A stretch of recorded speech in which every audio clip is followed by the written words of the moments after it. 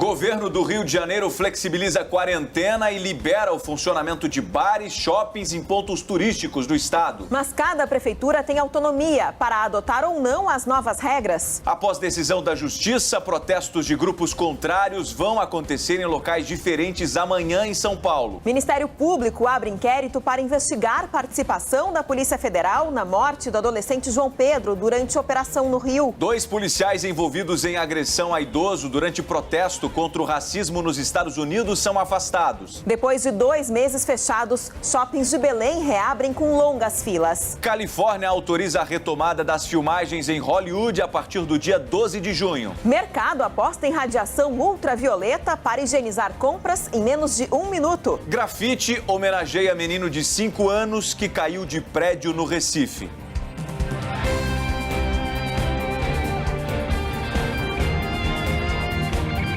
Está no ar, o SBT Brasil. Boa noite. Oi, boa noite. O governo do Rio de Janeiro decidiu flexibilizar a partir de hoje as medidas de isolamento social no estado. Carol, bares, restaurantes, pontos turísticos e shoppings estão autorizados a funcionar. E o decreto também permite a volta dos campeonatos de futebol. Cada prefeitura tem o poder de manter as restrições ou de aderir ao relaxamento. Os últimos números da Covid-19 divulgados pelo Ministério da Saúde na sexta-feira, após a edição do SBT Brasil, são os seguintes: mais de 645 mil casos e 35.026 mortes registradas desde o começo da pandemia. Quase 267 mil pessoas se recuperaram da doença. E a Justiça de São Paulo proibiu que protestos contrários, agendados para este domingo, aconteçam no mesmo lugar simultaneamente. Os manifestantes contra e a favor do governo Bolsonaro devem participar dos atos em diferentes pontos da cidade. O Ministério Público Federal, no Rio de Janeiro, abriu um inquérito para apurar a participação da Polícia Federal na morte do adolescente João Pedro durante uma operação no Complexo do Salgueiro no mês passado.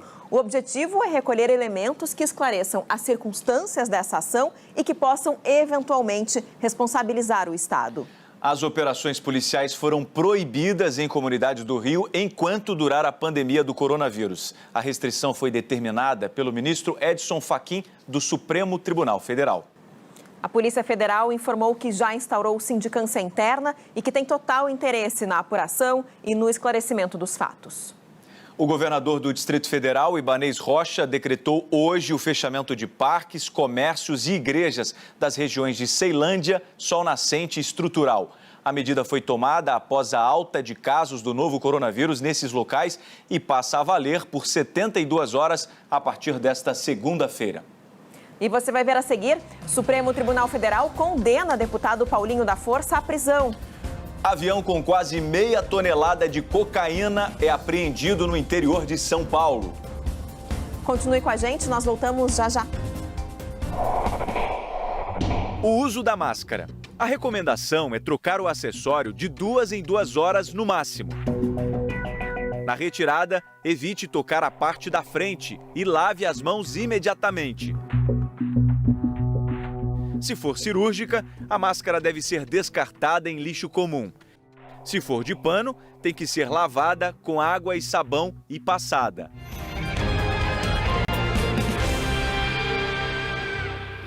O Supremo Tribunal Federal condenou o deputado federal Paulinho da Força do Solidariedade a 10 anos e 2 meses de prisão. A decisão da primeira turma do STF, em sessão virtual, determinou o início do cumprimento da pena em regime fechado, mas ele pode recorrer em liberdade.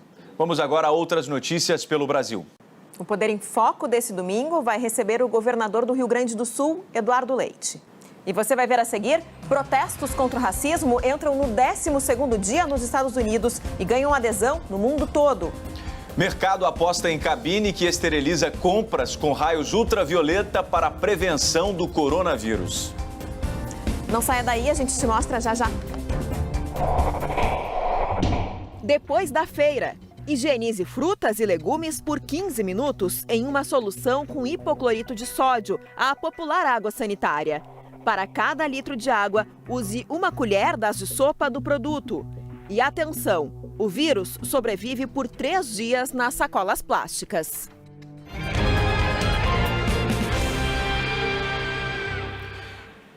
Já são 12 dias de protestos contra a violência policial e o racismo nos Estados Unidos. As manifestações começaram depois da morte do ex-segurança negro George Floyd, que foi asfixiado por um policial branco.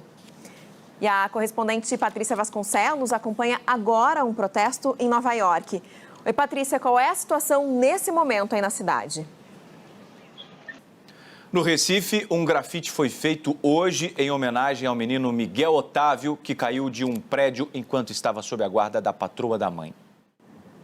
A Polícia Civil cumpriu hoje 6 mandados de prisão preventiva em 3 estados: São Paulo, Rio de Janeiro e em Santa Catarina. A operação investiga a compra superfaturada de respiradores para o tratamento da Covid-19. E a defesa de Davi Perini Vermelho se pronunciou há pouco e se disse surpresa com a prisão dele, porque em decisão anterior da Justiça, um pedido de prisão havia sido negado. As ações de solidariedade de empresas privadas têm ajudado milhares de brasileiros afetados pela pandemia, Carol. E na região norte do país, trabalhadores receberam cestas básicas e medicamentos.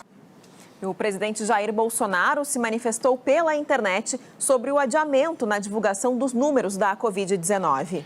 Bolsonaro viajou nesse sábado a uma base militar em Goiás. E nesses tempos de isolamento social, até a compra de imóveis precisou de algumas adaptações. Da negociação até a assinatura do contrato, todo o processo passou a ser feito totalmente pela internet. Agora o futebol internacional. Depois da volta na segunda quinzena de maio, o campeonato alemão segue a disputa, mas sem a presença de público nos estádios. O mundo ultrapassou a marca de 6.800.000 casos de Covid-19 e já registrou quase 400.000 mortes, segundo a Universidade Johns Hopkins. O Brasil, que essa semana estava em segundo lugar, não aparece mais na lista. Os Estados Unidos ocupam a primeira posição com o maior número de infectados, seguido da Rússia. Em Hollywood, os estúdios de cinema pretendem retomar as filmagens na próxima semana, com protocolos de segurança que incluem a testagem de atores. Na Europa, onde a pandemia está sob controle, mais atrações turísticas reabriram neste sábado.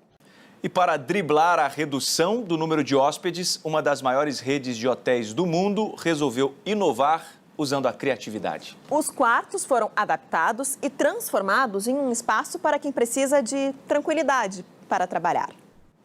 E uma regra aprovada pela Agência Nacional de Energia Elétrica permitiu uma mudança na maneira de medir o consumo de luz no país durante a pandemia. Agora, o próprio morador pode fazer a leitura do relógio.